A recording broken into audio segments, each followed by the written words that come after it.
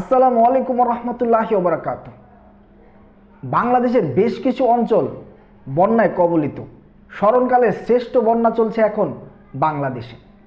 তারই পরিপ্রেক্ষিতে কিন্তু ছাত্র জনতা এবং সাধারণ মানুষ উঠে পড়ে লেগেছে কিভাবে এই বন্যার সময়টুকু বন্যা কবলিত মানুষদের সাহায্য করা যায়।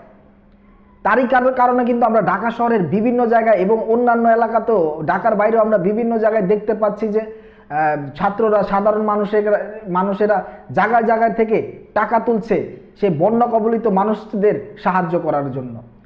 আলহামদুলিল্লাহ, এটি খুব ভালো উদ্যোগ। নিঃসন্দেহে এগুলো খুব ভালো উদ্যোগ।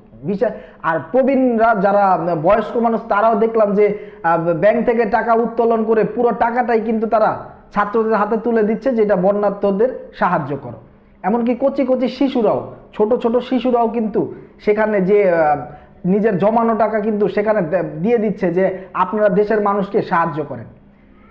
এখন আমার কথা হচ্ছে, কিছু কিছু মানুষ আছে যারা টাকা তুলে নিজেরাই কিন্তু ওইখানে যাচ্ছে, বন্যা কবলিত ফেনী, তারপরে নোয়াখালী, আরো বিভিন্ন জায়গায় যাচ্ছে, নিজেরা টাকা খরচ করে সেখানে যাচ্ছে সাহায্য করার জন্য।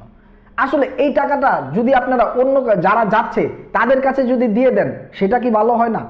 আপনারা ওইখানে যাচ্ছেন ট্রাক ভাড়া করে, আরো কত কিছু করে, সেখানে আপনাদেরই তো 20 থেকে 30 হাজার টাকা খরচ হয়ে যাচ্ছে। সেই 20-30 হাজার টাকা কি আপনারা নিজের গাইড থেকে দিচ্ছেন? না, যেটা বন্যার মানুষদের জন্য যে টাকাটা তোলা হয়েছে, সেই টাকা থেকেই কিন্তু আপনারা 20-30 হাজার টাকা খরচ করছেন। খরচ করে তারপর কিন্তু সেই বন্যা কবলিত মানুষদের সাহায্য করে যাচ্ছেন।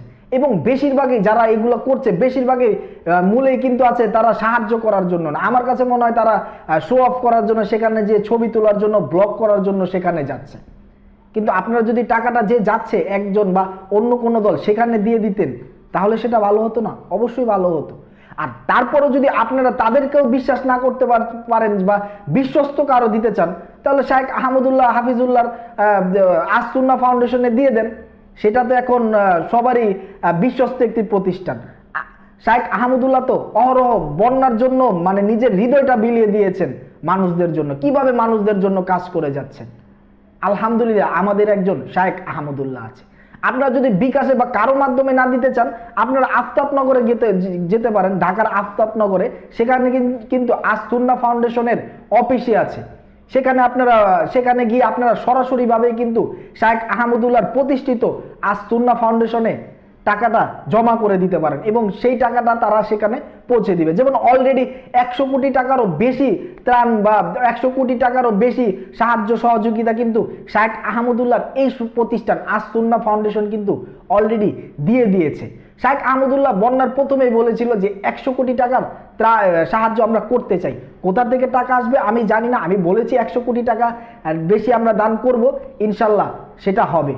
সেটা কিন্তু আল্লাহ কিন্তু ওনার দোয়া কবুল করেছে এবং তার কথা কিন্তু তিনি রেখেছেন। আলহামদুলিল্লাহ, 100 কোটি টাকা ওভার হয়েছে এবং এখনো কিন্তু তিনি সাহায্য সহযোগিতা করে যাচ্ছেন। তাই আমি আমাদের যুবক ভাই এবং সাধারণ পাবলিকদের উদ্দেশ্যে আমি বলবো যে ভাই, সেখানে আপনারা নিজেরা না গিয়ে আপনারা এমন কারো কাছে দেন, যারা অনেকেই তো যাচ্ছে তাদের কাছে টাকাটা দিয়ে দেন। 2-2.5 লাখ টাকা যেটাই তুলছেন সেটা তাদের কাছে দিয়ে দেন, তারা সেখানে পৌঁছে দিক। যাই দেয়, যারা শুকনা খাবার বা ওই তেল যুক্ত খাবার, এখন তো দেখলাম বিরিয়ানি টিরিয়ানি এইগুলো বিলানো হচ্ছে।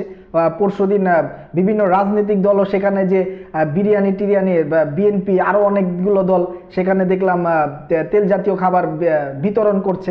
আলহামদুলিল্লাহ, এটা ভালো উদ্যোগ।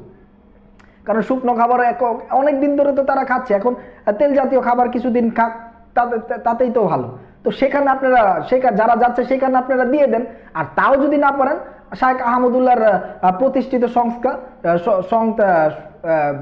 যেটা আস সুন্নাহ ফাউন্ডেশন, যেখানে তিনি গরিব মানুষদের জন্য, মসজিদ মাদ্রাসার জন্য কাজ করেন এবং যেইখান থেকে তিনি এবার সকলেই সেখানে দান পৌঁছে দিচ্ছেন এবং সেই টাকা দিয়ে তিনি বন্যার্তদের সাহায্য করছেন, সেখানে টাকাটা দিয়ে দেন।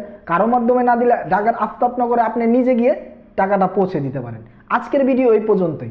আল্লাহ যদি আমাকে হায়াতে বাঁচিয়ে রাখে, ইনশাল্লাহ পরবর্তী ভিডিওতে আবারও দেখা হবে, কথা হবে। আর আল্লাহ যদি মাফ করে দেয়, ইনশাল্লাহ জান্নাতে দেখা হবে। আসসালামু আলাইকুম ওয়া রাহমাতুল্লাহি ওয়া বারাকাতুহু।